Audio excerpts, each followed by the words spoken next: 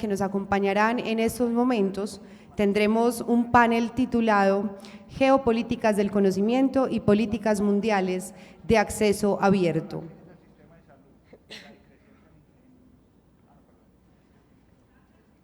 En este espacio, al igual que en el que tuvimos antes del refrigerio, vamos a tener al final algunos minutos para unas preguntas, así que recuerden prepararlas con tiempo y entregárselas al personal de logística del evento para que ellos oportunamente se la puedan pasar a nuestros expositores. Esta mañana nos acompañan Alejandro Uribe Tirado. Él es doctor en bibliotecología y en documentación científica de la Universidad de Granada, España.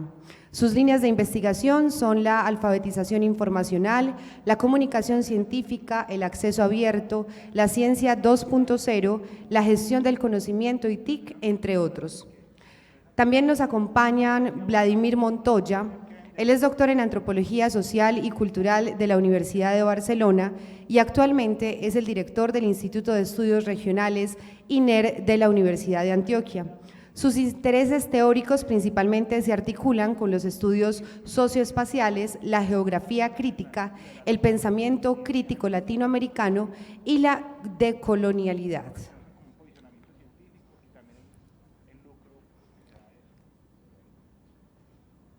Finalmente está con nosotros quien moderará este encuentro y este panel. Él es Luis Carlos Raigosa, él es bibliotecólogo y es el presidente de la Red de Bibliotecas Populares de Antioquia, Rebipoa, a quien me dispondré a darle la palabra para poder dar inicio a esta segunda jornada académica de esta mañana.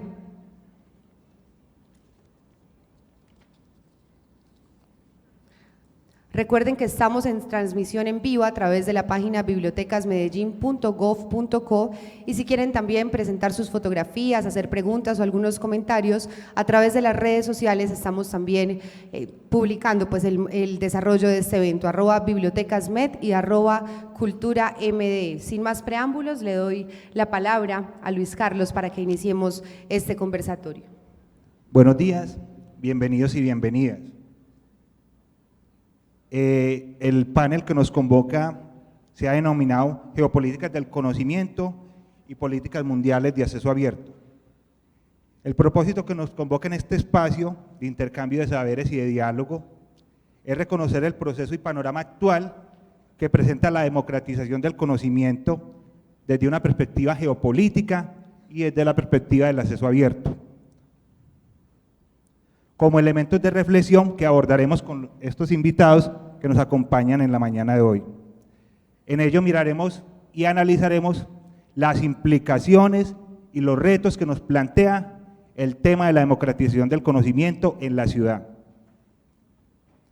muy especialmente ubicándolo en el contexto de las bibliotecas públicas, de los diferentes tipos de bibliotecas de la ciudad de Medellín. Bueno, la metodología del evento busca establecer, a partir de unas preguntas orientadoras que ya conocen nuestros invitados, establecer un diálogo y una reflexión sobre las limitaciones de la democratización del conocimiento desde su perspectiva geopolítica y el acceso abierto. El público podrá participar a través de preguntas en formato escrito y a través del micrófono. Se dará privilegio a las preguntas escritas y se harán 3 intervenciones de 3 minutos cada una. Para desarrollar entonces esta reflexión se convocó a dos representantes de cada una de estas perspectivas, quienes nos acompañan como académicos invitados para compartir con nosotros su lectura y planteamientos que sobre la temática en la mañana estaremos desarrollando. Los invitados son, y en este orden serán las intervenciones, son el profesor Vladimir Montoya Arango. Él es profesor asociado de la Universidad de Antioquia, director del Instituto de Estudios Regionales INER de la misma universidad, y el profesor Alejandro Uribe Tirado, docente y coordinador del Grupo de Investigación, Información, Conocimiento y Sociedad de la Escuela Interamericana de Bibliotecología, quienes responderán cada uno desde su énfasis en su intervención las siguientes preguntas.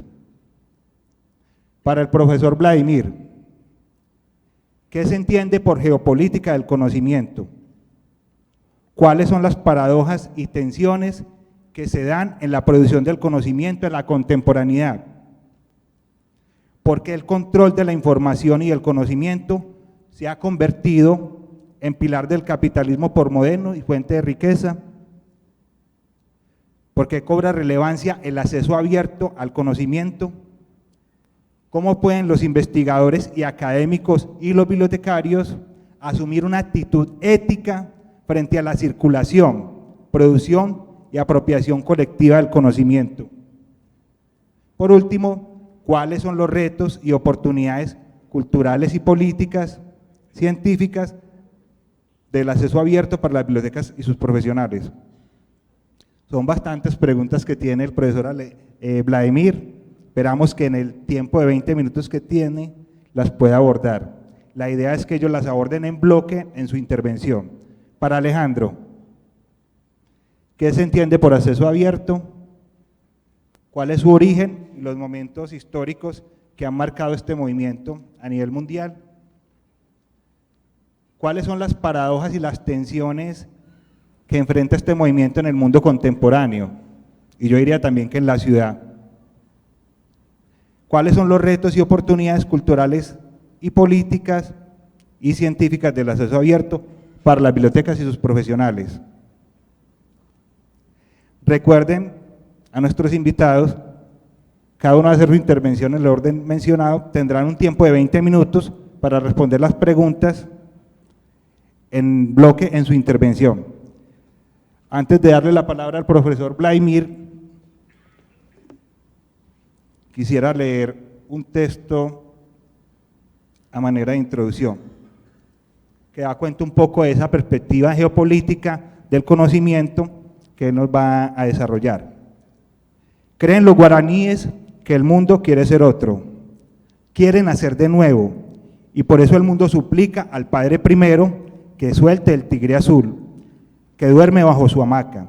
Creen los guaraníes que alguna vez ese tigre justiciero romperá este mundo para que otro mundo sin mal, sin muerte y sin culpa surja. Sin prohibición nazca de sus cenizas. Creen los guaraníes y yo también que la vida bien merece esta fiesta. Eduardo Galeano. Bueno, profesor Vladimir, tiene la palabra. Bueno, muchas gracias Luis por la invitación, gracias a la Fundación Ratón de Biblioteca también por haberme considerado idóneo para estar aquí con ustedes hoy compartiendo este espacio. Buenos días Alejandro, ¿cómo estás? Agradezco también pues a quienes apoyan y financian y patrocinan el evento por considerar que lo que venimos haciendo desde el Instituto de Estudios Regionales puede aportar en algo a estos debates. Les agradezco también las preguntas tan difíciles que me han planteado porque como no las podré responder, entonces seguramente estaré justificado en que eran de un calado, una complejidad muy importante. Geopolíticas del conocimiento. Para referirme a geopolíticas del conocimiento, entonces voy a ser muy juicioso con el tiempo, pedirles a ustedes que hagamos un ejercicio muy rápido que nos permita viajar 6 siglos y regresar al presente, para poder comprender rápidamente lo que esa idea tan poderosa, tan potente de geopolítica del conocimiento tiene imbricada. Lo primero es que entonces tratemos de crear un espacio de entendimiento común de qué es la geopolítica. En últimas, si vamos a una expresión, digámoslo así, mínima de la geopolítica, podríamos hablar de que la geopolítica es un discurso sobre las relaciones de poder, pero también es una práctica que intenta conducir esas relaciones de poder.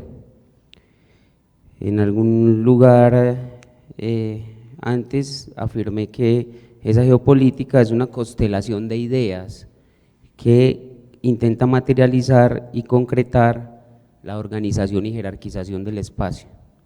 Eso es, en términos generales, gruesos, lo que la geopolítica hace. Pero les decía que había que viajar un poco 6 siglos atrás, por lo menos para situarnos en la emergencia de lo que un gran teórico de la geopolítica mundial, que se llama John Agnew, ubica como el surgimiento de la imaginación geopolítica moderna. En ese viaje de 6 siglos hay una ruptura fundamental que fue el encuentro transcultural de los pueblos de la Europa occidental con los pueblos originarios de nuestra América.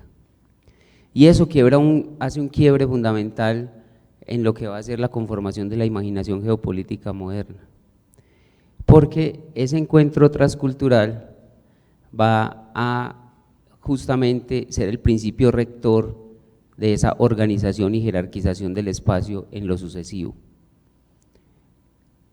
En particular, va a significar el surgimiento de lo que podríamos llamar una geopolítica del conocimiento, específicamente porque va a producir el encuentro entre unos saberes que en su momento, como ya lo expuso antes el profesor Mato, fueron considerados subalternos, incluso desestimados como conocimiento y relegados al ámbito de lo folclórico, de lo mágico, con saberes institucionalizados que tenían ya una larga tradición de institucionalización en la Europa continental. Entonces, ese momento es un momento de surgimiento de la geopolítica del conocimiento moderna, porque implica la posibilidad de generar una escala jerárquica de saberes.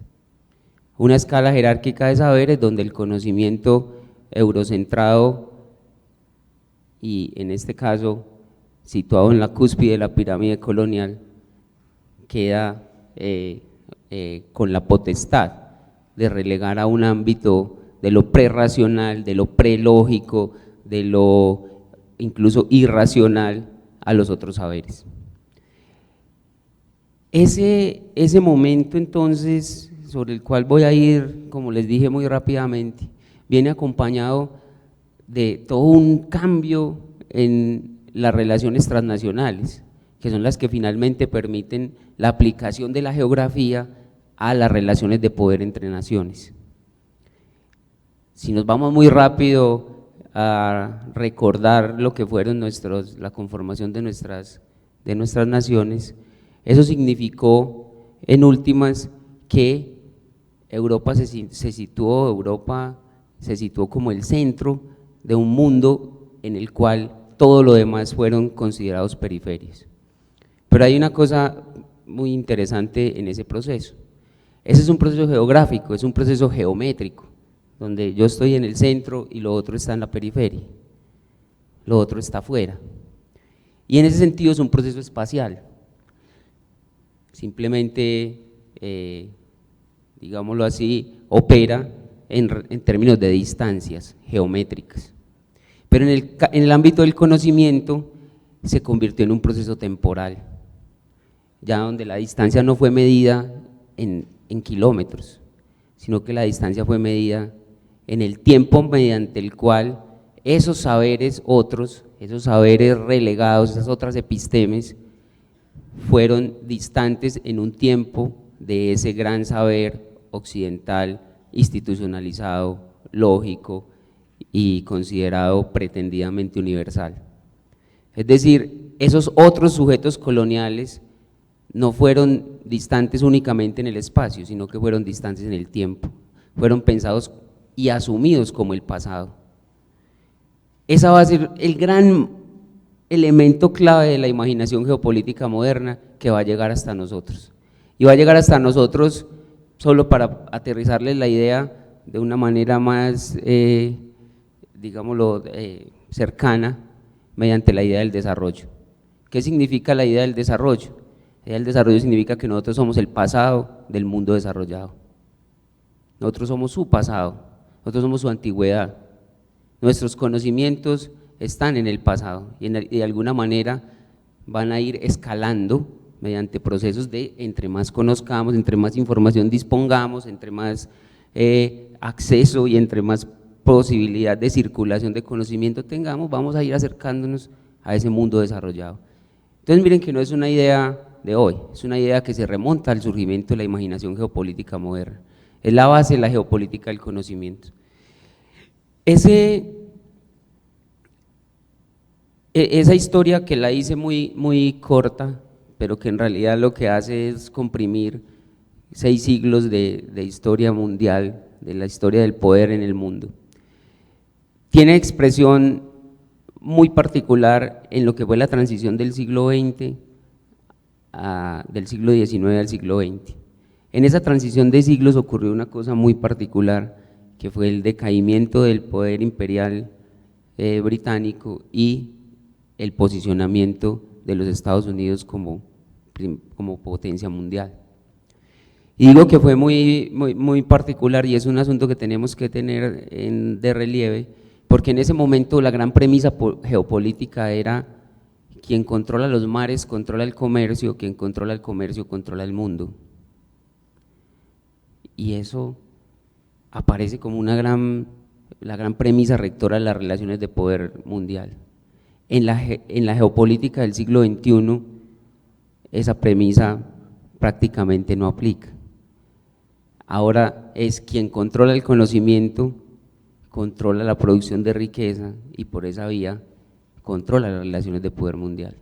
Miren cómo hay una mutación importante entre esos dos momentos. Y hay un asunto crítico que a manera simbólica muy cruda sirve para reconocer cómo se da esa transición, y fue lo que pasó con la Segunda Guerra Mundial. En la Segunda Guerra Mundial hay un asunto que se quiebra fundamentalmente de esa imaginación geopolítica moderna, y es que se quiebra la confianza en la razón, se quiebra la confianza en que mediante la razón siempre vamos a ser mejores, siempre podemos ser más ilustrados, siempre podemos estar más adelante. Se quiebra porque la Segunda Guerra Mundial nos muestra que también nos podemos matar, que mediante conocimientos muy avesados, muy profundos, muy desarrollados, también tenemos la capacidad letal de terminar con nuestro planeta. Y hay un acto simbólico ahí, que es simbólico pero que en últimas es práctico, y que hace que desde ese momento de terminación de la Segunda Guerra Mundial, la geopolítica del conocimiento sea lo relevante, en la geopolítica, perdón, el conocimiento sea relevante. Lo voy a poner con un ejemplo muy crudo, y es que en el final de la Segunda Guerra Mundial, la gran carrera del Ejército Rojo por el frente oriental y el ejército aliado por el frente oriental fue llegar a Berlín. Para llegar a Berlín, los rusos pusieron 2 millones de muertos, porque todavía había unas buenas defensas alemanas al interior del territorio alemán, y ellos se van, como se dice, de frente, a saco, porque tenían que llegar primero a Berlín. ¿Y por qué tenían que llegar primero a Berlín? ¿Por qué había una carrera tan fuerte por llegar a Berlín? Por la información que había en Berlín, por los secretos militares, por los secretos, es decir, resumiendo, por el conocimiento que estaba allí albergado. Ese es un momento fundacional crítico de la geopolítica del conocimiento en la que hoy estamos. Eso marca que a partir de ese momento va a ser la carrera por la disposición, la tenencia y la limitación del acceso a los demás al conocimiento el que va a ser crítico en el ámbito de las relaciones de poder transnacional. Lo puse como un ejemplo, digamos, simbólico, pero en últimas lo que quería mostrarles con ello es que a partir de ese momento, de esa segunda mitad del siglo XX, se produce la emergencia de lo que es la sociedad contemporánea, de lo que en la sociedad nuestra es la primacía del conocimiento como instrumento y como elemento rector de las relaciones de poder. A partir de los años 70 eso se volverá mucho más agudo y comienzan a aparecer distintas denominaciones. Entonces hablan de la era de la información algunos autores, otros hablan del capitalismo informacional, otros hablan del capitalismo cognitivo, otros del capitalismo postindustrial, en fin, en últimas hay una serie de denominaciones que lo que están marcando es que definitivamente en esa sociedad contemporánea que está desde los años 70 afrontando una serie de transformaciones de orden geopolítico, Fue el conocimiento el que se convirtió en el elemento rector de la producción de riqueza y de la acumulación de valor. En ese sentido, en esa segunda pregunta que me plantean sobre las paradojas y tensiones, hay que ver que dentro de esas paradojas y tensiones de producción de conocimiento va a ser fundamental las transformaciones de las 2 últimas décadas provocadas por la eclosión de las tecnologías digitales. Eso va a ser un tema fundamental y clave dentro de esas paradojas de producción de conocimiento. Y lo pongo como paradoja porque justamente nos sitúa hoy en lo que un autor norteamericano que se llama Jeremy Cranton plantea como la traducción de eso sería como los datos masivos, la primacía de los datos masivos. Eso en la literatura pues anglosajona está conocido como el Big Data. Estamos en la era del Big Data. ¿Y qué significa estar en la era del Big Data? Estamos en una era en la cual el mundo se ha convertido en una experiencia simultánea, en una experiencia instantánea, donde la simultaneidad de la información, la conectividad y la circulación de esa información está siendo incorporada en grandes dispositivos de cálculo, en grandes dispositivos de administración de la vida. Ese es el gran reto o la gran tensión que plantea la geopolítica del conocimiento contemporáneo. Ya el control territorial va pasando, digamos, a ser un plano secundario de las relaciones de poder frente a la posibilidad o a los grandes planteamientos o los grandes, más bien, horizontes que le plantea esa geopolítica el control poblacional.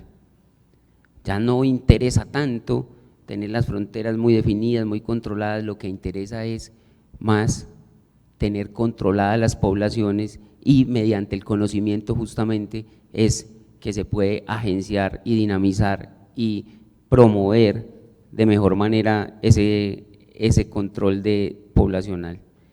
Esas ideas seguramente ustedes las van a encontrar muy claras en planteamientos como los del capitalismo cognitivo, en la misma idea de imperio, en las mismas ideas que plantean que en ese momento contemporáneo esa producción de datos masivos lo que está intentando es anticipar los procesos poblacionales, lo que está intentando es generar mecanismos de control y de anticipación algorítmica incluso de la vida que se vuelven muy relevantes.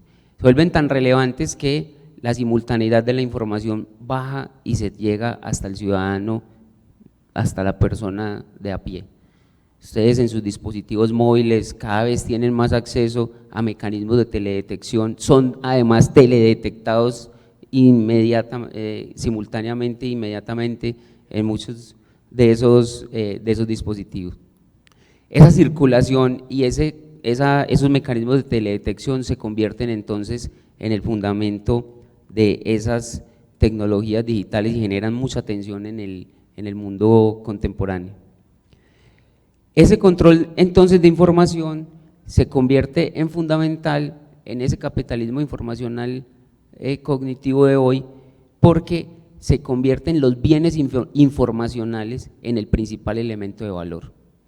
O sea, ya no es tan significativo los bienes, digamos, materiales, si no se dispone de la capacidad de producir sobre esos bienes materiales nueva información, si no se dispone de la capacidad de rearticular esos bienes materiales en función de cadenas de producción de conocimiento que les agreguen valor. Entonces los bienes informacionales se vuelven el activo principal de esas relaciones de poder transnacional.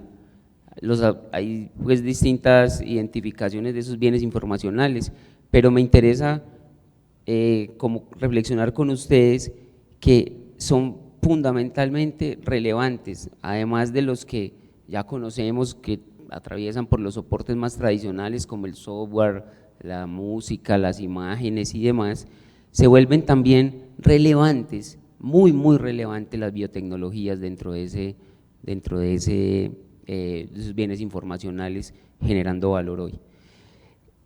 Esa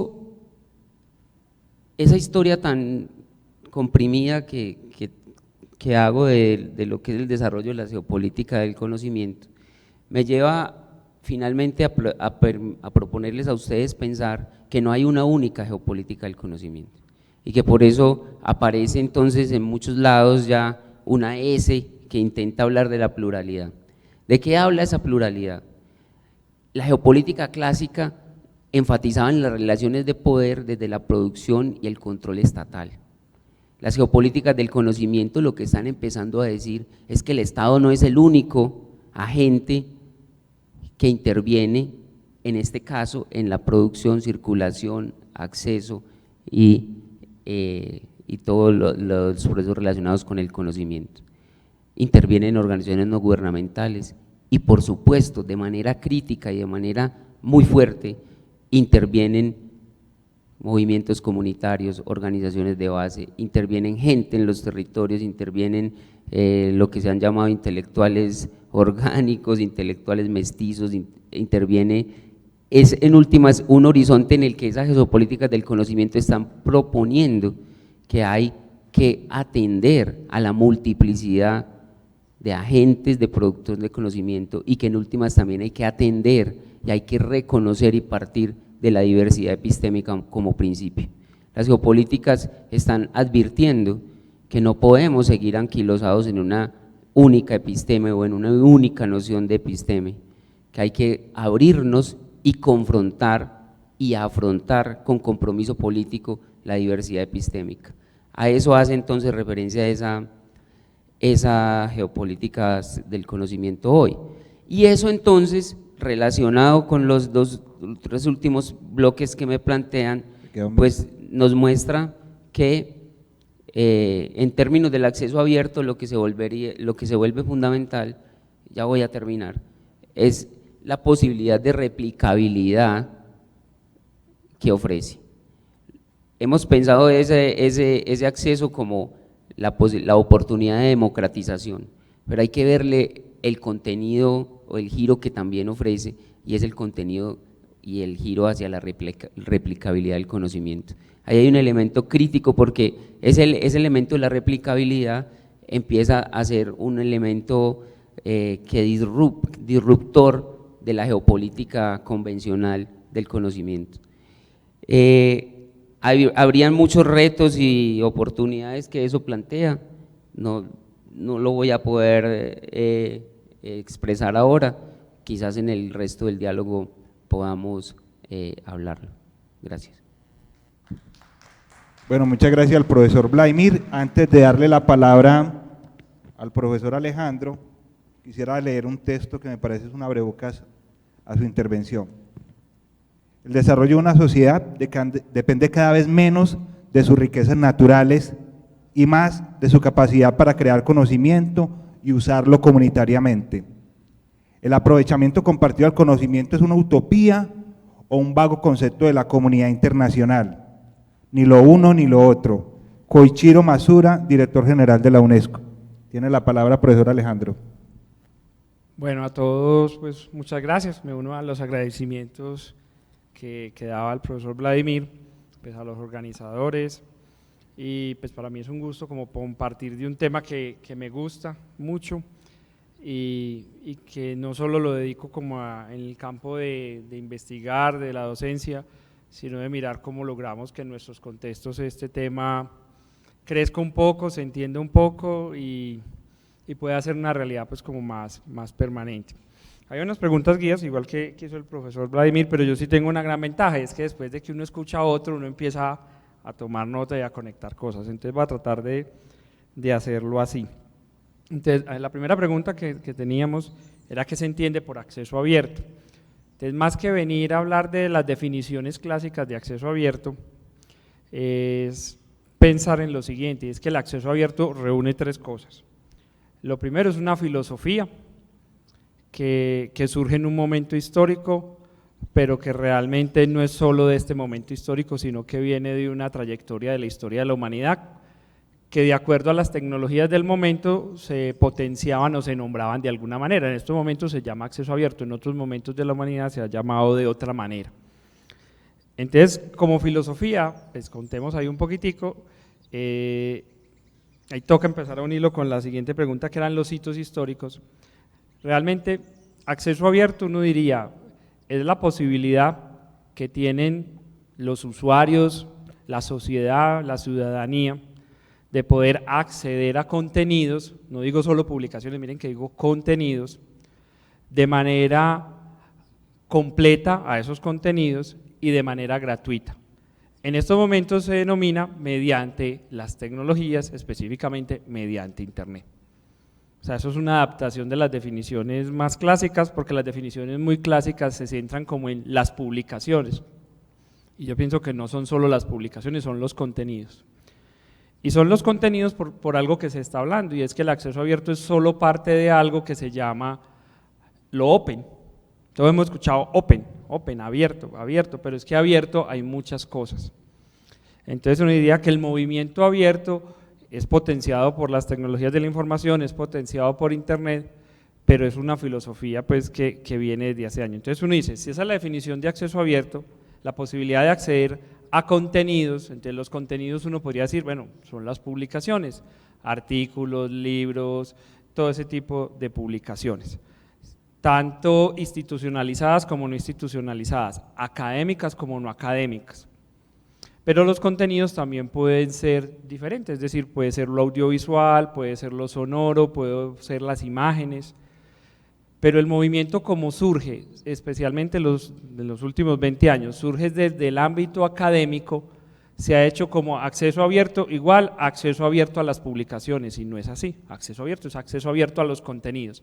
Uno de los tipos de acceso abierto es a las publicaciones, y específicamente a las publicaciones científicas. Lo que pasa es que la fuerza del movimiento y las mayores prácticas se llevan ahí, pero como filosofía es, tengámoslo en abierto, y en abierto se une con algo, y es, por eso digo que no es solo de ahora, la humanidad siempre ha estado en una lucha entre el acceso universal a la información o al conocimiento, y por el otro lado está el acceso cerrado o mediado por lo económico, y eso ha existido de múltiples maneras en la historia de la humanidad, incluso no solo lo económico, lo religioso y lo político también siempre ha estado. Entonces, esa primera pregunta de qué se entiende por acceso abierto, yo sí quisiera insistir que es una filosofía de poner en común para que todos, entre comillas, tengamos la posibilidad de, listo, por eso es una filosofía que surge en un momento histórico y es en el momento, en el contexto académico, en que las grandes multinacionales editoriales y de bases de datos comenzaron cada vez a ser más exponencial el costo. Y llegó un momento que las bibliotecas, especialmente las académicas, se dieron cuenta de que eso no era sostenible. Lo que pasa es que eso era un oligopolio completamente y no había manera de pararlo porque se había generado un modelo de comunicación científica que llevaba 400 años, que dichas empresas, después de la Segunda Guerra Mundial, lo toman y se apropian de algo que no funcionó siempre así. Por eso el acceso abierto recoge cosas del pasado, porque no siempre fue así. Entonces uno diría, es una filosofía por eso, pero el acceso abierto también implica una posición política. Implica una posición política porque según tu posición política hay gente que está más de acuerdo con el acceso a la información cerrado y mediado por un costo económico, y hay gente que está de acuerdo con el acceso a la información abierto para todos. Y eso implica derechas e izquierdas, eso implica momentos de las sociedades, pero el acceso abierto surge también como una reacción a eso, a una reacción que tiene que ver también con el pensamiento único, es decir, surge en un momento también que justamente es cuando cae la Unión Soviética, cuando ya como que se pone un modelo, no estoy diciendo que el uno sea mejor que el otro, sino que al haber solo un modelo, se impone sobre todo el modelo que el acceso a la información debe estar mediado por personas o entidades que tienen esa mediación por el poder económico. ¿Listo? Y surge la contrarreacción, es decir, el movimiento de acceso abierto es un movimiento de contrarreacción política a una tendencia económica y política. pero surge de académicos, es decir, el movimiento de acceso abierto surge de académicos que dicen no, así no pueden ser las cosas, las bibliotecas cumplen un papel importante. Entonces digo, el acceso abierto es una filosofía, es una posición también política, y el acceso abierto también son prácticas. Y el gran problema que estamos teniendo en estos momentos con el acceso abierto y las prácticas es que en las prácticas cabe de todo. Entonces, en las prácticas se está dando muchas realidades que uno dice, bueno, esto sí es acceso abierto o no es acceso abierto, o es lo que se está diciendo, es la mistura de posibilidades del acceso abierto, unas tendientes más a la no mediación económica y otras tendientes a que haya algo de mediación económica. Entonces eso rompe con algo, es acceso abierto es igual a gratuidad, para algunos sí y para algunos no. Entonces ahí me va a ir como explicando. Viene con los hitos. Cuando el movimiento del acceso abierto surge como respuesta a esa realidad de que las editoriales estaban cobrando más, las bases de datos estaban cobrando más, que se impone un modelo donde la mediación debe ser económica para poder acceder a la información de mayor calidad, surge esta reacción, y esa reacción surge en diferentes lugares del mundo y momentos. Surgen los grandes académicos, entonces uno tendría que empezar a entenderlo, el acceso abierto, en la teoría como más tradicional, sobre todo en las publicaciones, se dice, mire, hay el acceso que es ruta verde y ruta dorada, no sé si todos lo han escuchado, entonces lo voy a explicar rápidamente. Uno diría, la ruta verde es el acceso abierto a contenidos a través de repositorios, ¿listo? Y la ruta dorada es el acceso abierto a través de revistas. Y esos son los dos modelos que hay en este momento. Recuerden que estamos sobre todo en un contexto académico. Eso se ha ido cambiando porque no solo son publicaciones, también son contenidos. Y no todo es académico en los contenidos. Pero entonces hay esos dos lugares, el acceso abierto de la ruta verde y de la ruta dorada. Realmente el acceso abierto surgió de las dos maneras, como respuesta a. Entonces empieza a ocurrir revistas que toman la decisión, miren, si seguimos con los canales tradicionales de venta, canje con las bibliotecas o suscripciones, no está llegando a la información que queremos. Y aparece el mundo de Internet, que realmente es el que rompe ese proceso de la comunicación científica que duró 400 años. Y aparece un modo emergente, como dicen algunos autores, o un modo 2 de la comunicación científica que lo rompe el mundo de Internet. Y el mundo de Internet lo rompe porque ya cuando yo publico, mis públicos no son los locales y los de mi alcance físico, mis públicos son de un alcance digital que puede ser mundial. Entonces surgen revistas que empiezan a decir, mire, nosotros vamos a poner todos nuestros contenidos en Internet con acceso completo y gratuito para los usuarios, es decir, que lo puedan bajar. Eso no reñía en su momento con el que ellos siguieran tuviendo su revista impresa y que esa revista impresa a algunos se la vendieran por suscripción o quisieran el canje con las bibliotecas para que pudiera llegar a nuestros contextos. Entonces esa fue la ruta dorada que llegamos hasta aquí. Y cada vez en nuestros contextos y en nuestros países es más común que nuestras revistas, sobre todo universitarias, estén en acceso abierto, es decir, estén en Internet. Pero en general, cada vez cuando se lanza una nueva revista, uno ve que tiene su versión impresa y tiene su versión digital. Y esa versión digital es abierta en el sentido de que puede verse todos sus contenidos. Entonces ese es un lado. Y el mundo de los repositorios también surge como respuesta a. Entonces empiezan ciertas disciplinas a decir, miren, nosotros no queremos seguir que todo lo que quieran consultar de nuestras áreas tiene que ser mediado por lo económico. Vamos a crear unos lugares, se llaman repositorios, donde pongamos todo como un acuerdo entre nosotros. No peleando con la revista, sino diciendo, mire, por lo menos aquí ya está. Y ahí aparece un concepto que es el preprint, que eso no se entendía antes, eso es un concepto de esta época, porque siempre hubo borradores, pero los borradores eran de un espacio cerrado.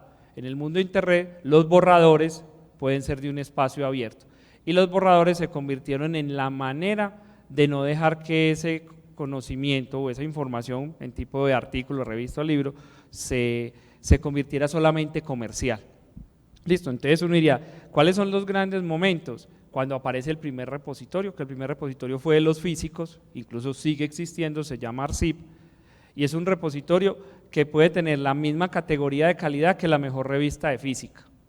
Pero esos dos modelos pueden estar peleando, porque si la mejor revista de física es comercial y no está en acceso abierto, ella mira con recelo al repositorio, porque es una pelea entre lo abierto y lo cerrado, entre lo comercial y lo no comercial. Entonces, uno diría esa segunda pregunta, porque si no se me va a ir el tiempo. ¿Cuánto me queda? Creo como, no sé cuánto queda. Listo. Entonces, esas hitos, uno dice, arrancan en el 91 y llegan hasta acá. Es decir, llevamos 20 años, algo más de 20 años con eso. ¿Cuáles son las paradojas que se están dando? Que es la tercera pregunta. Y es que el movimiento de acceso abierto surge como una respuesta a lo comercial, y durante 15 años las grandes multinacionales comerciales de libros, revistas, bases de datos, vieron al acceso abierto como su gran enemigo, claro, pues que eran dos concepciones del acceso a la información. Y hicieron una campaña que llaman la campaña de desprestigio al acceso abierto. Y generaron la capacidad, porque además tienen los recursos para ellos y tienen un modelo que tenía 400 años, de decir lo que está en abierto académicamente es malo. Y ese imaginario está aún en nuestros investigadores y profesores. Y es muy difícil cambiar ese imaginario, sobre todo cuando no se tiene una posición política y filosófica frente al tema, sino que la posición es la práctica. Entonces, mi posición es como se vaya dando la práctica, o lo que diga Colciencias, o lo que diga por allí, yo no tengo una posición. Y ese hecho de no tener ni posición filosófica ni política frente al acceso abierto, sea a favor o en contra, pero no tenerla, sino que es el vaivén de la práctica, hace que en estos momentos sea muy difícil. Es muy difícil, ¿por qué? Porque la gente dice, no, el acceso abierto es muy bueno, pero cuando te dicen, bueno, entonces el libro que tú vas a sacar, ponlo en acceso abierto, no, ahí sí no, porque es que yo quiero que la editorial me dé regalías, no es porque me van a copiar y pegar y me hacen plagio, no es porque… pero realmente no ha habido una reflexión de si eso ocurre o no ocurre, y si lo abierto hace que eso ocurra más de lo que ocurría cuando el modelo era totalmente impreso y cerrado. Entonces hay varias tensiones, voy a nombrarlas rápidamente. Lo cerrado y lo abierto, sigue esa pelea. Por eso hay revistas que en estos momentos juegan como en los dos, lo tienen abierto pero tienen su impresión, venden suscripciones, siguen como con esa combinación. Hay revistas que han desaparecido en lo impreso y solo existen en lo abierto. Hay revistas que siguen existiendo solo en lo impreso, y en lo digital es solamente resúmenes, es decir, es más algo para que tú puedas ir a lo cerrado o a lo impreso y lo adquieras. Entonces ahí hay una tensión. Está la tensión entre lo económico y lo no económico. Si uno va a la definición original, acceso abierto implica que los usuarios tienen acceso al contenido completo y gratuito. Si no se cumple eso, no hay acceso abierto. Lo que pasa es que después de esos años de pelea entre los comerciales y el movimiento del acceso abierto, los comerciales se dieron cuenta que perdieron la batalla. Las grandes multinacionales editoriales y bases de datos se dieron cuenta que no era una batalla viable, porque la cultura de Internet es una cultura que uno espera en Internet no encontrar cosas para pagar. Uno espera en Internet encontrar cosas gratuitas que las pueda ver completas, ¿cierto? Y cuando uno encuentra un sitio que le dicen que le van a cobrar, la reacción es contraproducente, porque el mundo de Internet creció de esa manera. Pero estas empresas comerciales han generado diversificación del negocio.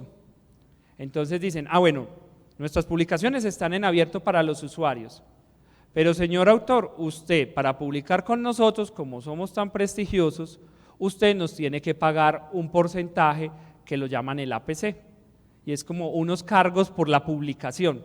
Eso nunca existió, es decir, el autor ponía su texto y como que le iban a cobrar si ya de por sí estaba regalando el texto, que es otro asunto problemático. Entonces en estos momentos hay variaciones del acceso abierto, y estas mismas grandes empresas están haciendo eso, es decir, mira, sí, acceso abierto, pero si usted paga.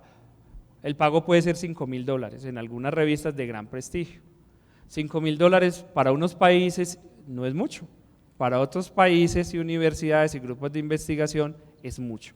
Entonces por eso, esa de que aquí está lo abierto completamente y aquí lo cerrado completamente, en estos momentos es lleno de una escala de grises. Y eso es lo que estamos viviendo como en ese asunto de las paradojas y tensiones. La otra, antes de que me acabe el tiempo, sería los idiomas, porque esa misma geopolítica lleva a que el idioma es el inglés, supuestamente, pero eso tiene muchas discusiones, porque hay unas disciplinas que uno diría, bueno, su investigación y su trabajo es de carácter tan internacional y no es un tema local, sino que está a un nivel internacional que bueno, que para que se entiendan puede estar en inglés, bueno, eso se puede aceptar, pero hay otras disciplinas que su carácter sí puede ser local, regional y en algunos casos internacional, y ahí la importancia de escribir en el propio idioma para que la gente del propio idioma lo lea y lo entienda y le sirva para algo, sea para lo educativo, para tomar decisiones de la vida diaria, es un asunto difícil.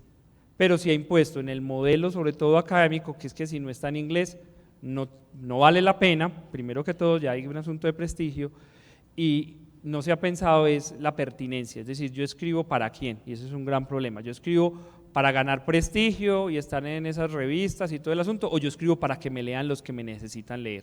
Eso se ha ido perdiendo y es una tensión que hay.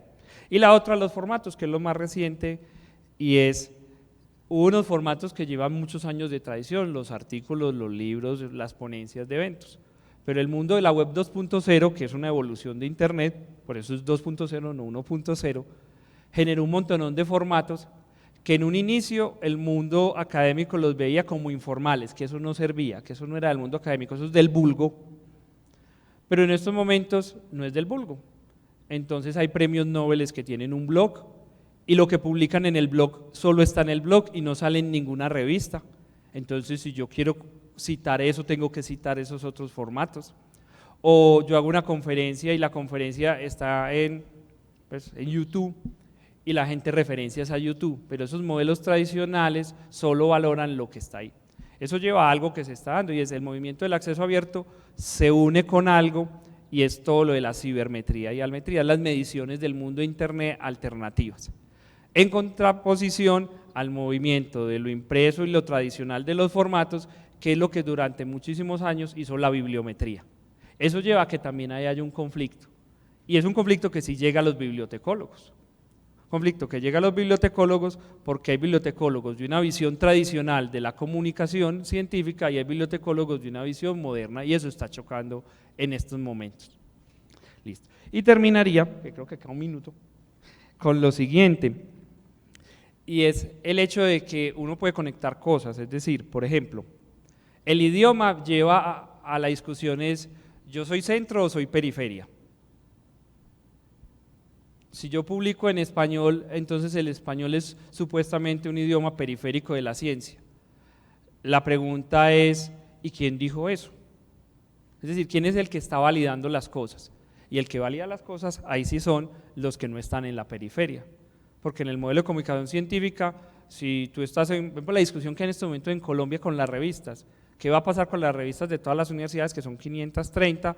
Y está la discusión de un lado de académicos que dicen que solo debería ser Web of Science y Scopus, si aplicamos eso solo quedarían 79 revistas en Colombia, las demás no las clasifican y si no las clasifican no tienen futuro, porque ¿quién va a publicar una revista que no está clasificada, que no da puntos, a que además las universidades, pues si no da prestigio, ¿para qué las van a sostener? Porque hay veces esa es la lógica administrativa, es una lógica administrativa, no académica.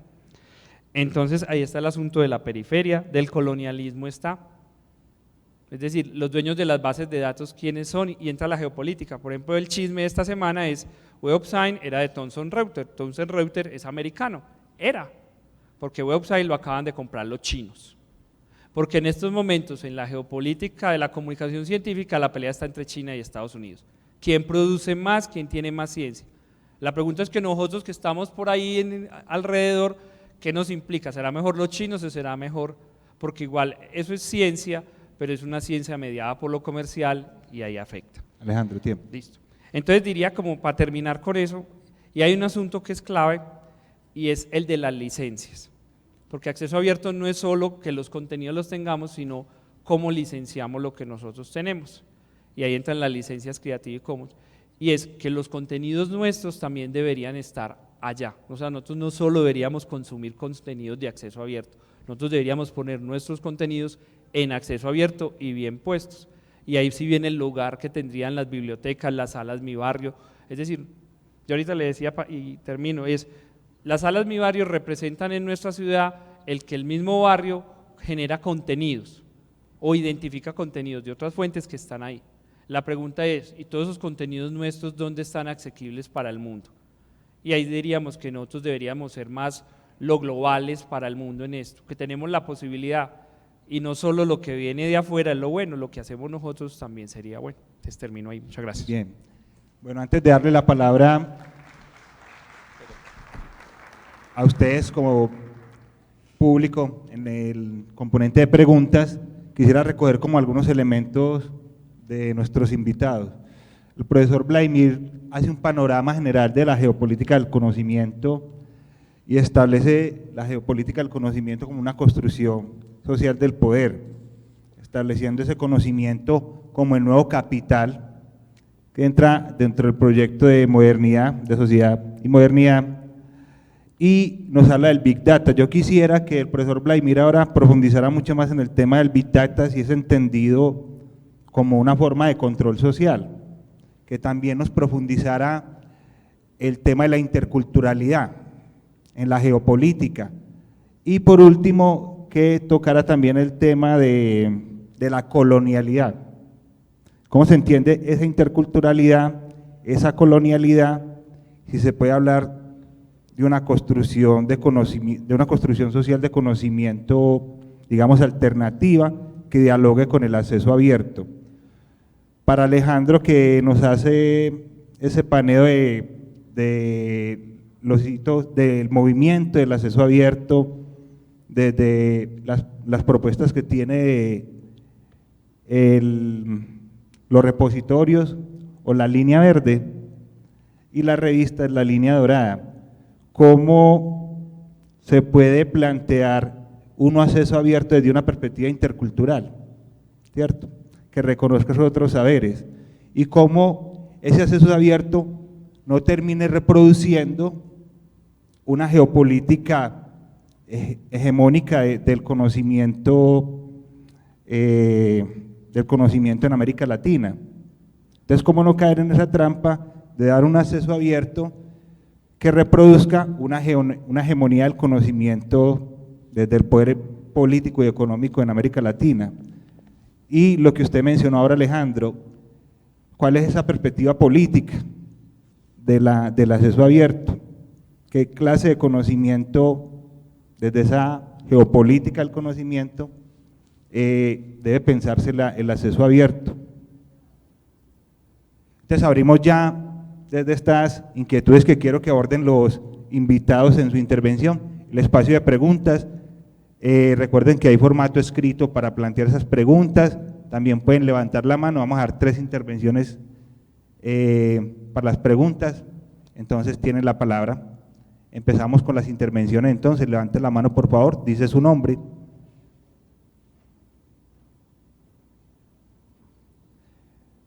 Profesor Mato.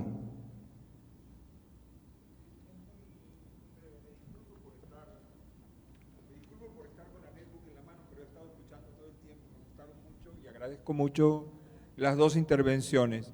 Simplemente como una nota desde otro lado, en lo que a mí hace por lo menos.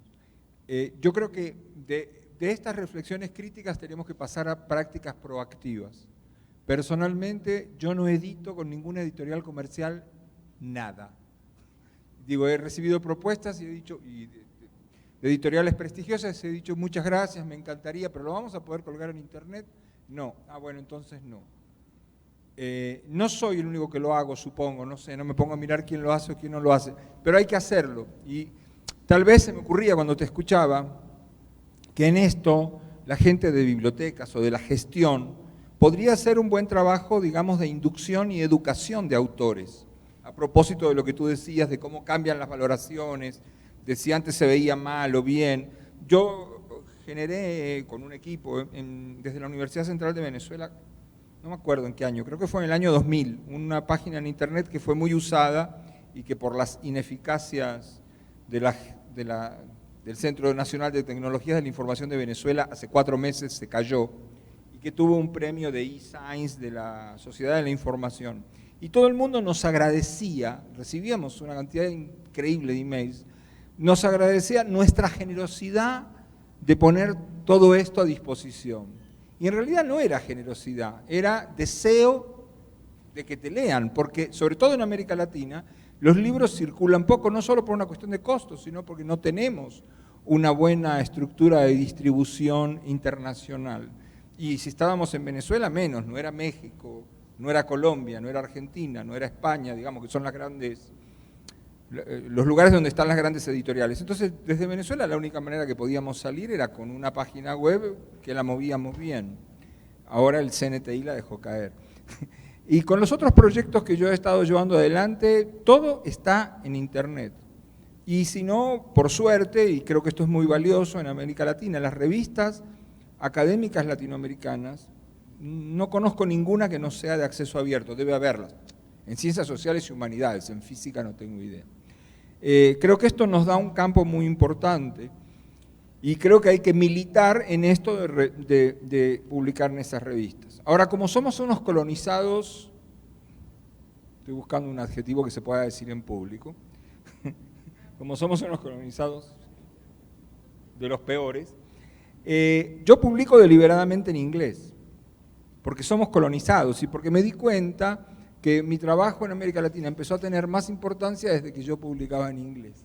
Somos medio tontos, pero bueno, así somos.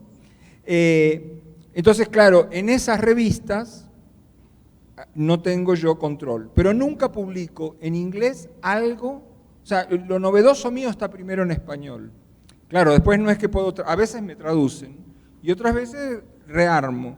Pero creo que estas estrategias las puede tener mucha gente. Lo que yo creo que pueden hacer las personas que trabajan en esto que trabajan ustedes es como que empujar a que esto se haga. No solamente, digamos, no quedarnos, que es también muy latinoamericano, en lo mal que están las cosas, sino en qué hacemos para cambiar. Y al compañero agradecerle mucho su instructiva exposición sobre la geopolítica del conocimiento, que es la primera vez en los últimos años que escucho hablar del tema sin que mencionen a Walter Miñolo, lo cual agradezco profundamente porque estoy aburrido de ese discurso. Gracias. Bueno, muchas gracias, profesor Mato. Mientras van pensando y calentando para las preguntas, quisiera plantearle a los dos, a Vladimir y a Alejandro, algo que en la intervención de Alejandro se planteó, y es el tema de la información y los conocimientos comunitarios, locales. En los últimos años, y este año se lanzan los servicios de información local en el sistema de bibliotecas.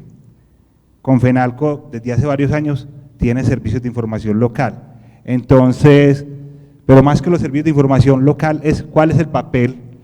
Para que lo tengan ahora en cuenta en la respuesta a las preguntas, ¿cuál es el papel que ven ustedes que puede tener la información local y el conocimiento local en la construcción de un acceso abierto y una nueva geopolítica del conocimiento en la ciudad? ¿Y qué papel tienen las bibliotecas públicas ahí? ¿Y qué papel tienen los bibliotecarios? Entonces, muchas veces nosotros como bibliotecarios, como bibliotecólogos, solo nos centramos en el acceso, nos centramos en trabajar en la construcción de grandes repositorios, que ha sido como una labor muy importante de las bibliotecas en el desarrollo de esta propuesta, pero poco pensamos un poco qué clase de conocimiento estamos incorporando allí, cuál es la perspectiva política de conocimiento y realmente cómo este conocimiento reconoce otros conocimientos que no han sido reconocidos, que han sido subordinados. Entonces espero que no pierdan la oportunidad de preguntarle a estos dos invitados que representan unas líneas de la democratización del conocimiento bien interesantes y que aquí están esperando sus preguntas. Podemos ir diciendo cositas, porque ya ha habido… Bueno, entonces, si no hay preguntas por parte del público, entonces procedemos a las intervenciones. ¿Alguien iba a levantar la mano para allá? Bueno, entonces como no hay preguntas, yo pienso que hay más un proceso también de empezar a sensibilizarnos con el tema y como a interactuar con el tema, sobre todo el tema geopolítica. Empecemos entonces con los planteamientos. No, lo primero que diría es, recuerden cuando les decía que acceso abierto hay una definición tradicional que normalmente termina siendo en publicaciones, pero es que el acceso abierto es una manera de entender contenidos. Entonces uno diría, bueno, el mundo de las publicaciones normalmente académico ya tiene un transcurso en el acceso abierto con esa ruta verde, dorada y todo el asunto, y ahí hay unas tensiones, pero como decía el profesor ahorita, yo creo que tiene que ver mucho de las posturas personales desde los profesores, porque aunque haya una política institucional en nuestros países y en otros países, si la gente no está convencida, las leyes no obligan del todo. Entonces, eso ocurre en nuestro contexto. En nuestro contexto, la Universidad de Antioquia va a sacar seguramente este año ya una política y reglamento del acceso abierto. Eso no va a ser el problema. El problema es, empiece a negociar con cada profesor lo que le va a tocar y le va a implicar hacer. Eso es lo difícil, o sea, por eso en el acceso abierto hay un gran papel de las bibliotecas y es en el formar para que los profesores entiendan cosas, pero también para generar una cultura que es a favor de eso. Y en la universidad ha ido ganando espacio, es que no es porque somos muy buenos, es porque es el deber nuestro, porque es que nosotros somos una universidad pública y lo que hacemos es con recursos públicos, por ende debería quedar público, pero en el modelo que hemos tenido hemos vuelto privado lo que es público. Y eso realmente es un detrimento patrimonial. Yo lo digo muchas veces, ojalá algún día me paren bolas, si la Contraloría en Colombia fuera inteligente, nos caería a todas las universidades y nos diría, ¿cómo así? Que les financiamos la investigación, ustedes hacen las publicaciones, les damos puntos adicionales porque hay que premiar a los profesores, pero usted se lo entrega a una editorial que lo vuelve cerrado, después hay que comprarle la base de datos y que además ahora le adicionan que usted tiene que pagar un APC, que es un costo adicional.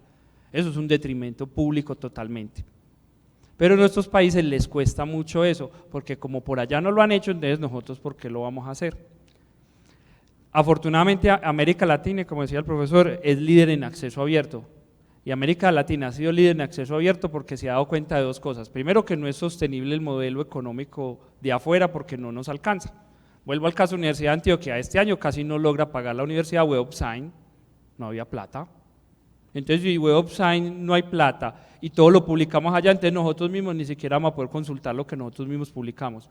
Pues realmente eso es la patria boba. Pues eso es la patria boba, nos daban espejitos por oro, pues es decir, y seguimos cayendo en cuenta. Ahí el problema es un problema de cultura de los profesores, de conocimiento de los directivos, y no solo es eso, son posiciones políticas. Y eso es complicado, es decir, ahí hay un asunto complicado. Entonces eso es por el lado académico. Y me voy para terminar por el lado de los contenidos, es decir, ¿quién dijo que nosotros no tenemos contenidos culturales de nuestra región, país y eso, que le interesen al mundo?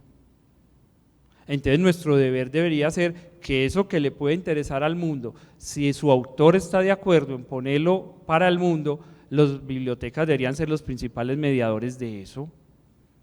Entonces uno dice, hay una comunidad que tiene unas historias orales muy bonitas y nadie ha recogido eso. Los investigadores lo hacemos, pero eso queda ahí, hacemos nuestra investigación, publicamos, pero esos datos y contenidos, ¿dónde quedan? Nuestro deber debería ser, si el autor está de acuerdo, ponerlos de acceso a la humanidad. Y ahí termino con un ejemplo que ocurrió en Sudáfrica.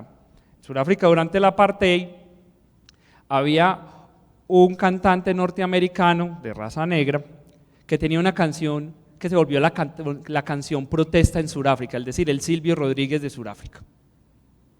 Pero el Silvio Rodríguez norteamericano no sabía que él era famoso en Sudáfrica, porque además era una canción que era perseguida, es decir, el asunto era difícil. Cuando cae el apartheid y llega Mandela, fueron a buscar los surafricanos a este autor, ya era un viejito, él nunca supo que era famoso. El mundo de internet hace que cualquiera de nosotros se pueda volver famoso en sentido positivo.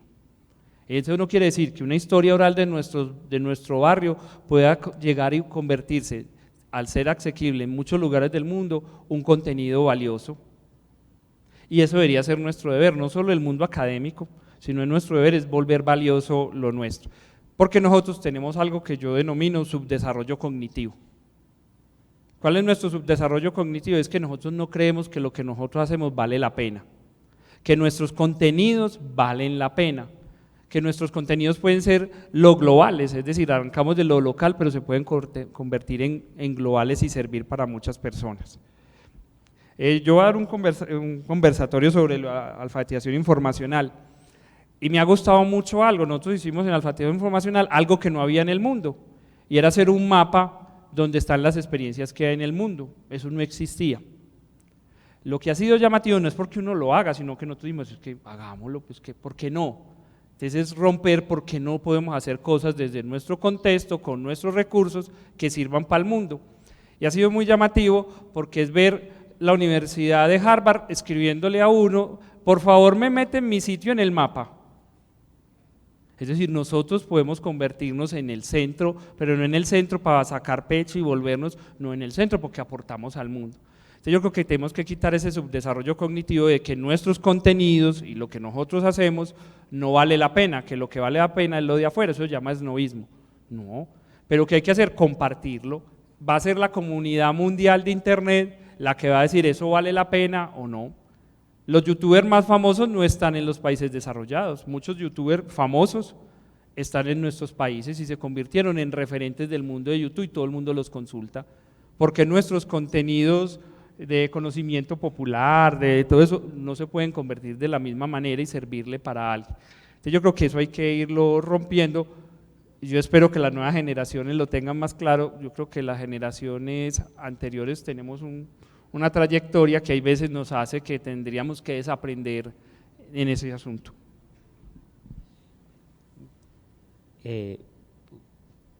Frente a lo que me planteaba Luis y a las cosas que han ido saliendo aquí en la conversación, quisiera plantear que hay una cosa fundamental que es quizás una de las grandes rupturas que nuestra Latinoamérica puede hacer dentro de esa geopolítica del conocimiento.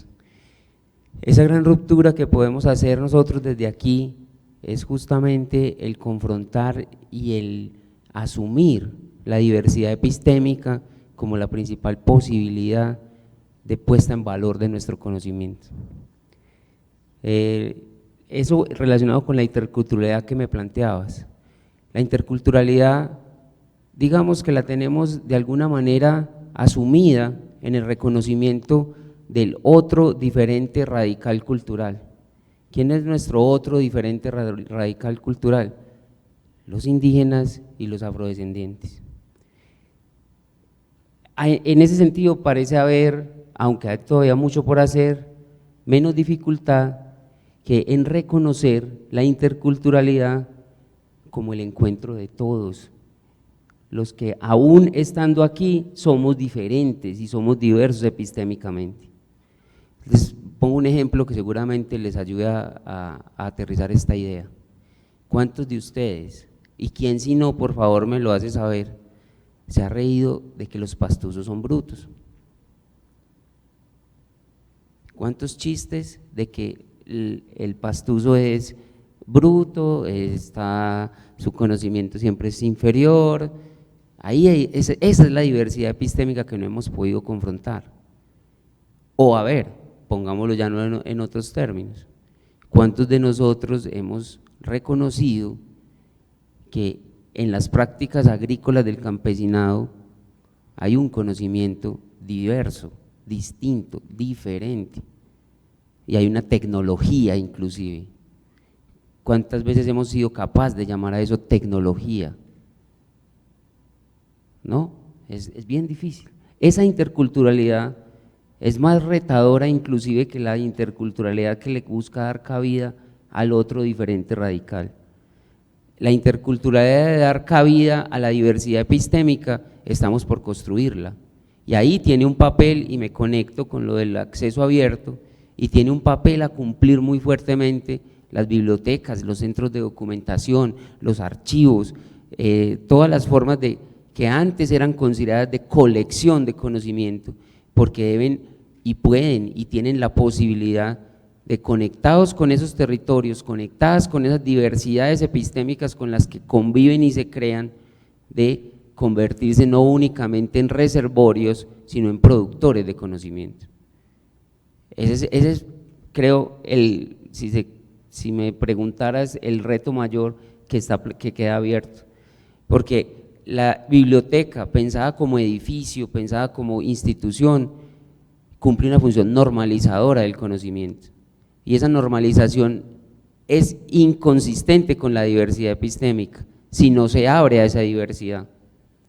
Por normalización me refiero a que en principio, en sus orígenes, una institución orientada hacia la homogeneización, hacia el universalismo del conocimiento, no hacia darle cara a la diversidad que en los territorios mismos hay. Ahí hay un reto importantísimo para esos bibliotecarios, esas bibliotecarias, esas instituciones que en los territorios, en conexión con ellos, asumen esa posibilidad de ser partícipes de la producción, de la reproducción de conocimiento y por supuesto de su circulación y de su colección y reservorio.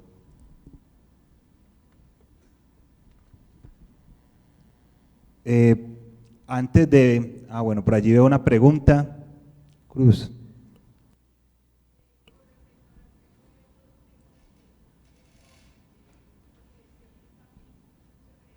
No te estamos escuchando. Si quieres te acerca el micrófono, Cruz Elena.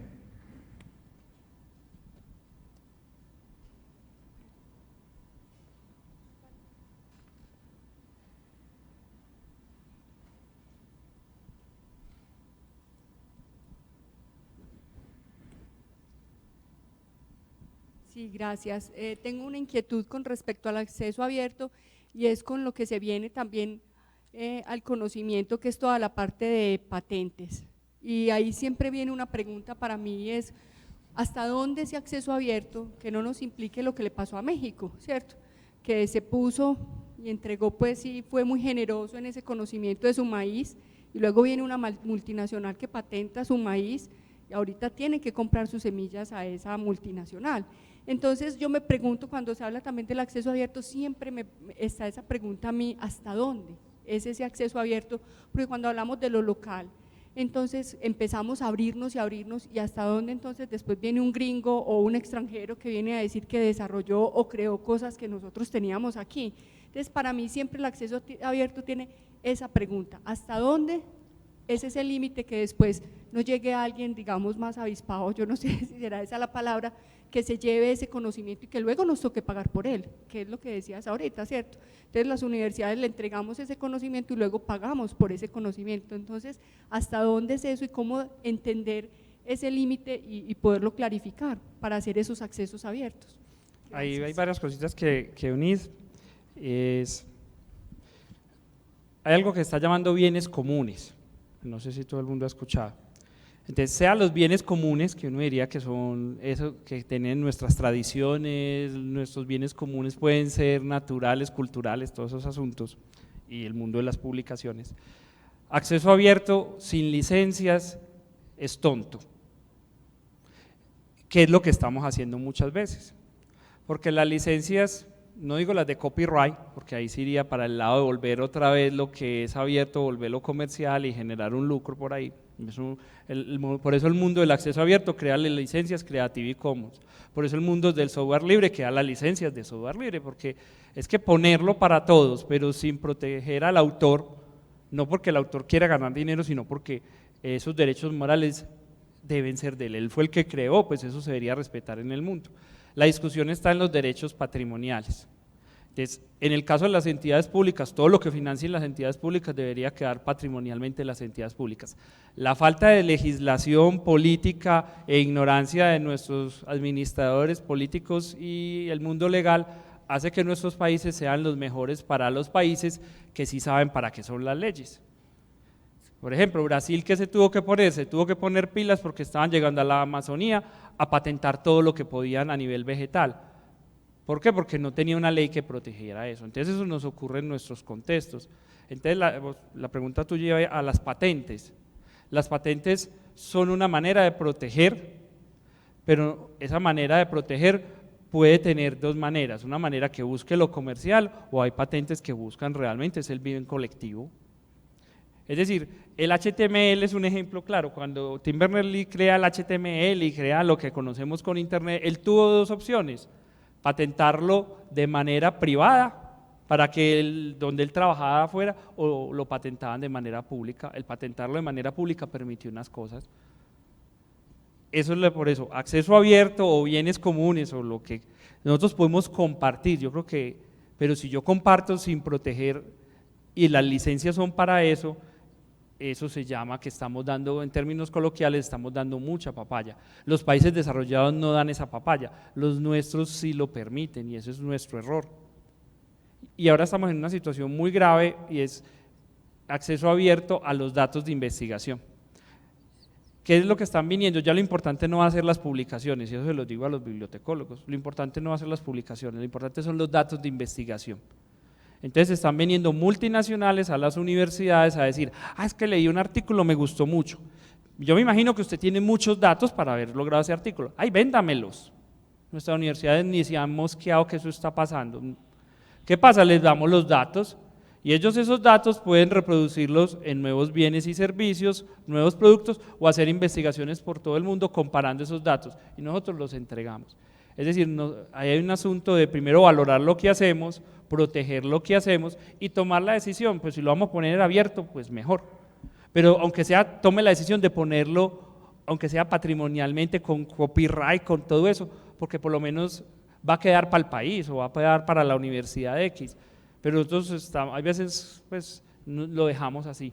Por eso yo invito a las bibliotecas, generemos contenidos locales, hagámoslo, propiciemos que nuestras comunidades generen contenidos, la invitación a que creen el repositorio de contenidos Mi Barrio, pero si lo hacemos sin las licencias respectivas, esos contenidos estamos dando toda la posibilidad que en el mundo se usen para bien o se usen para lucro económico.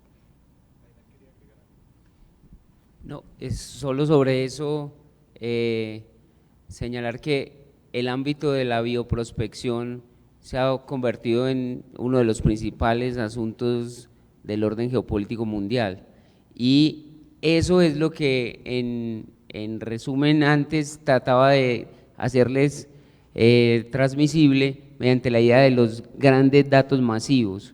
Por eso lo que señala Alejandro es muy importante, ya no es únicamente el resultado, es el proceso y la metodología la que está entrando dentro de esos grandes cálculos de los datos masivos, porque en realidad son los datos los que permiten la producción de nuevo conocimiento y es eso lo que está siendo hoy por hoy más, digámoslo así, buscado y codiciado por este ámbito de las grandes corporaciones.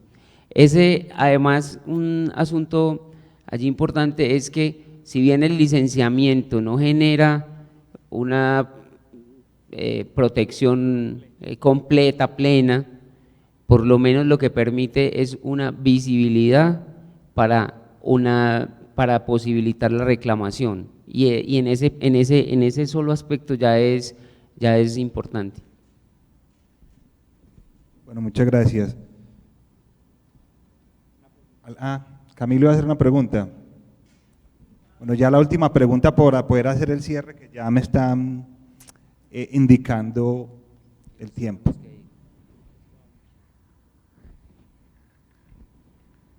Más que una pregunta, una intervención, ¿cierto? Como de precisión.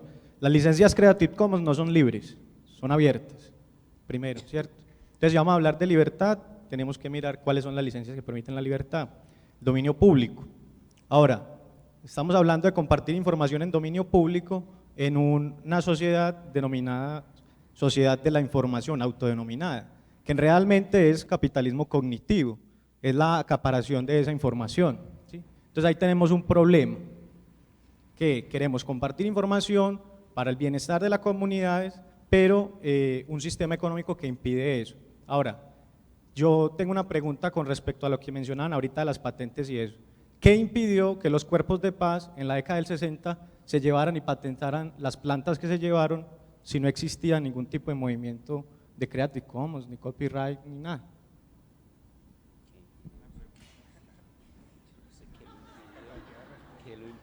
Pues realmente yo no sé el caso específico que lo impidió. Una cosa es lo legal y otra cosa es lo social. Yo no sé si ese habría sido el caso, pero sí se han dado casos donde hay cosas que no estaban protegidas en ese sentido de lo legal, pero las comunidades tampoco han dejado. El asunto es que en el mundo de internet hay quién es comunidad y quién no es comunidad, y es complicado. Pero es complicado no solo para el lado del dominio público, abierto y todo eso. Por ejemplo, en estos momentos hay un sitio que es famoso, se llama Skyhub. No sé si han escuchado la noticia que una muchacha que estaba haciendo su doctorado en un país de los antiguos países rusos, no me acuerdo si es Azerbaiyán, uno de esos, estaba haciendo su tesis y ella buscaba artículos y cada vez que los buscaba encontraba que se los cobraban o que su biblioteca no tenía la base de datos, entonces no podía y no llegaba y no llegaba. Entonces ella creó una comunidad de artículos que uno diría son abiertos, pero realmente son artículos pirateados, eso no tiene otro nombre. Lo más llamativo es que acaba de salir un estudio, entonces uno supondría, ¿dónde estarán consultando los artículos pirateados? En esta plataforma. Y el estudio demuestra que donde más se está consultando es en los países de Europa y de Estados Unidos. Pero uno diría, pues sería América Latina o no. Entonces, eso genera ciertas reacciones, porque entonces la reacción de las multinacionales ha sido demandar a la muchacha, perseguirla, pero la geopolítica hace que está en un país donde no sirve nada de eso. A los Snowden, como está en Rusia, no pueden hacer nada. Entonces, yo diría a la pregunta del compañero, hay experiencias donde las comunidades han logrado que aunque no estén legalizados, las cosas no se lleven como a cabo. Pero el hecho de que lo pongamos explícitamente licenciado sí permite algo, y es que cuando se den ciertos casos haya una manera de responder. Porque ¿cuál es el problema de lo pirateado? El acceso abierto va en contra de lo pirata. El acceso abierto por eso busca que sea legalmente el autor el que decida eso, porque eso se va a volver contraproducente tarde o temprano, porque entonces donde pongamos licencias para ciertas cosas nuestras y nos las pirateen, ejemplo, el sombrero volteado. Cuando vimos los olímpicos, yo siempre que veo los olímpicos, nuestros colombianos siempre, el sombrero volteado lo piratearon en China. ¿Qué pasaba con nuestro país? No tenía licencias para eso. Y al no tener licencia se le ha vuelto un problema lograr, porque tienen que volverlo todo ese asunto cultural, bien cultural y no sé qué, porque legalmente no está. Entonces ahí hay dos niveles, hay un nivel legal y hay un nivel social. Pues no sé la pregunta de tu caso, si vos tenés la respuesta, pues muy bueno compartirla, porque pues no sé qué habrá pasado pues como con eso. No, solo para terminar, tampoco tengo la respuesta específica sobre ese caso, pero lo que sí es muy importante es reconocer que, sobre todo desde la década del 90 hacia acá, buena parte de la movilización social, buena parte de los movimientos organizativos de base comunitaria, sobre todo de pueblos originarios en Latinoamérica, han tenido como eje gravitatorio temas del conocimiento. Han involucrado eso dentro de la lucha por el territorio. Es decir, hay una comprensión cada vez mayor de que el territorio es el principio básico del conocimiento y que ese principio básico del conocimiento está atado, en el caso de los pueblos, a su dignidad. Entonces quería como poner eso en valor, porque en escena aquí, porque es fundamental tener presente que esa diada conocimiento, espacio y poder tiene también como contracara la relación entre territorio, conocimiento y dignidad. Muchas gracias, Vladimir. Bueno, más que conclusiones, son retos y desafíos, y también un ejercicio de reflexión sobre el tema de la geopolítica y la democratización del conocimiento en la ciudad. No sé si todos saben y han mirado en el plan de desarrollo cómo se denominó una pequeña parte las bibliotecas como constructoras de conocimiento. Pienso que enhorabuena, es importante abordar el tema de la geopolítica del conocimiento, como esa construcción social, esa cartografía del poder, donde se reconozcan otros saberes y otros conocimientos que han sido subordinados, y cómo las bibliotecas, los bibliotecarios van a asumir propuestas en ese sentido. Ya Alejandro nos planteaba el papel un poco de la información local, de esos conocimientos comunitarios, indígenas, campesinos, que están presentes en los territorios, y cómo las bibliotecas los pueden, digamos, poner en esas plataformas, en esas propuestas de acceso desde la web, desde las tecnologías de la información y la comunicación, pero también cómo respetan y reconocen esa identidad. Entonces pienso que son los retos y desafíos de cara a los planes de desarrollo, al plan de desarrollo municipal, a los planes de desarrollo local, pero también al trabajo en red que hacen las diferentes unidades de información, las escolares, las públicas, las bibliotecas populares, en las que me incluyo, en este tema. Muchas gracias por su presencia y participación, y a nuestros invitados un aplauso.